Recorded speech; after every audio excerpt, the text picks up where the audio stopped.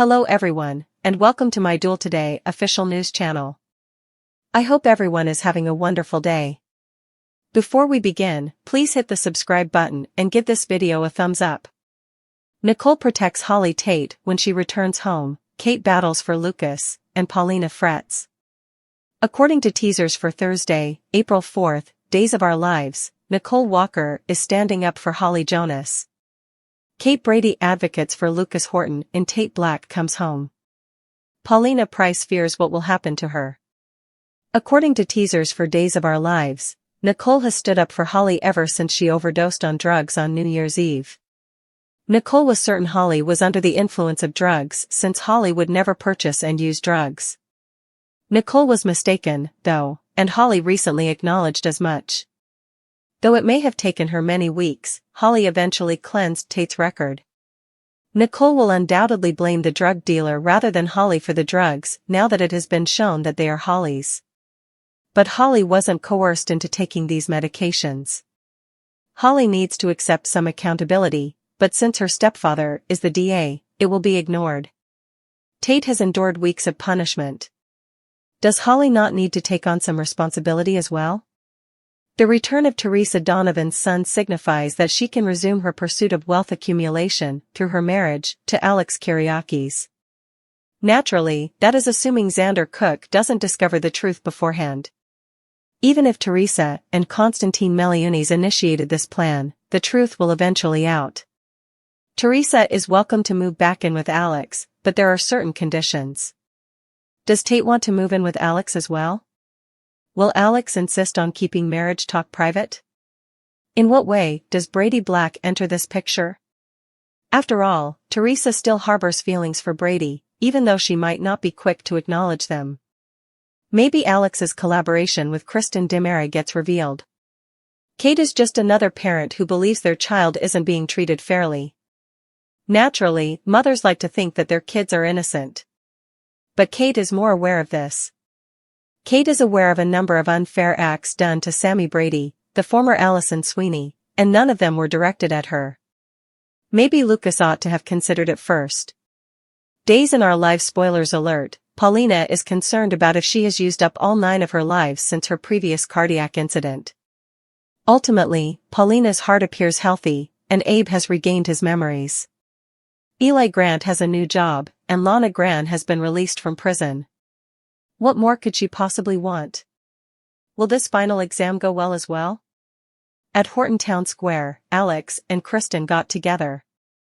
Alex was reprimanded by Kristen for not fulfilling his part of the agreement to keep Teresa busy while Kristen moved closer to Brady. They joked about how Teresa had gone directly to Brady's flat after Alex had rejected Kristen's advances. While Alex defended his choice to not pop the question to Teresa, Kristen labeled him a pea-brain. When Kristen saw Brady with Teresa, she grinned and said that Alex and she needed to step it up. Brady and Teresa talked about Tate's latest problems across the square. Brady argued that Holly might not have remembered the events, and Teresa hoped Holly would come clean. He was concerned that Tate might wind up permanently back in the halfway house. Brady's reaction to seeing Alex and Kristen kissing at the table cut short their chat. "What the hell?" Brady said. Alex and Kristen's table was approached by Brady and Teresa, who insisted on knowing what was going on. Claiming to have drunk too many mimosas, Kristen termed Alex attractive. Teresa snidely inquired as to whether it had simply been a careless, intoxicated kiss. Kristen clarified that she and Alex were in a relationship. Brady said, "Good luck, you're going to need it," and he left Teresa, Brady, and Kristen, who was still maintaining it was true, astonished. Not long after, Kristen left, leaving Teresa to wonder what the hell Alex was thinking.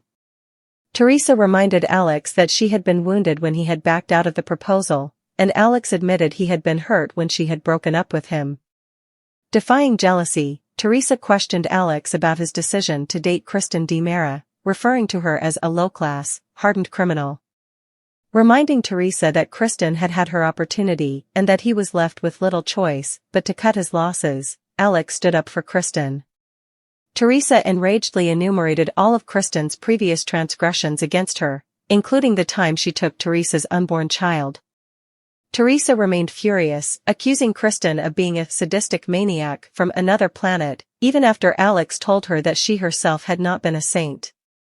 Alex expressed regret for the way Teresa had learned about him and Kristen.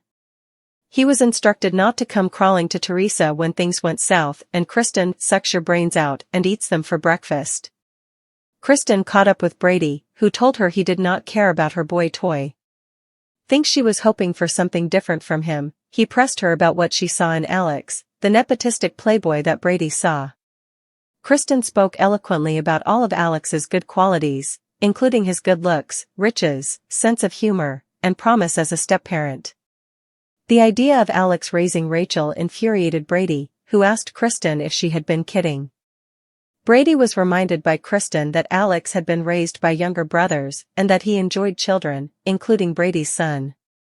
Brady exclaimed that he was Rachel's father when she referred to Alex as a father figure. He berated Kristen for robbing him of his daughter's company and bemoaned the loss of his little girl.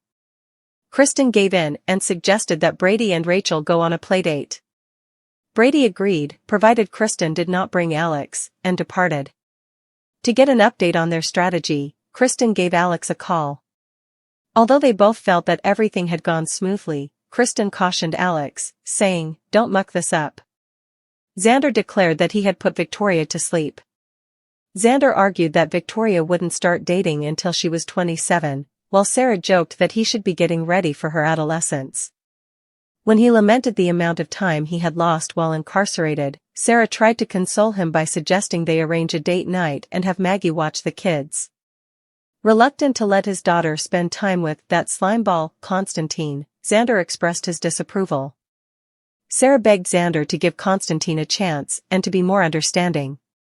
Constantine was referred to by Xander as a con man who was abusing the circumstances. Sarah praised Constantine's ability to connect with children and conveyed her appreciation for the fact that Constantine was bringing her mother joy. She thought Constantine was worthy of a chance. Once more, Xander chastised Constantine, declaring that he did not trust him. Sarah added that Xander was reminded of their feelings when they lost Mickey and that Constantine was a heartbroken parent. She also reminded Xander of the number of times he'd been offered a second opportunity. Xander believed that Constantine had been a liar all of his life, so the comparison was unjust. Additionally, he thought Constantine was attempting to con Maggie, but Sarah refuted his accusations with no evidence. They discussed Xander's intentions to establish his personal culpability for the shooting of Harris.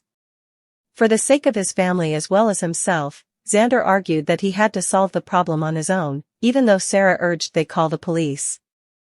John declared at the Kyriakis mansion that he intended to travel to Greece and admit to being involved in Katharina's death. Constantine expressed his desire to move past their history and that he had forgiven John. John expressed his gratitude for the gift but stated he was unable to take it. Even if Steve, Marlena, and Maggie objected, John thought that confession was the only way he might find forgiveness. He shot down Marlena's hypnosis suggestion as a spurious idea and denied that he was a victim of uncontrollable programming as put forth by Steve and Maggie.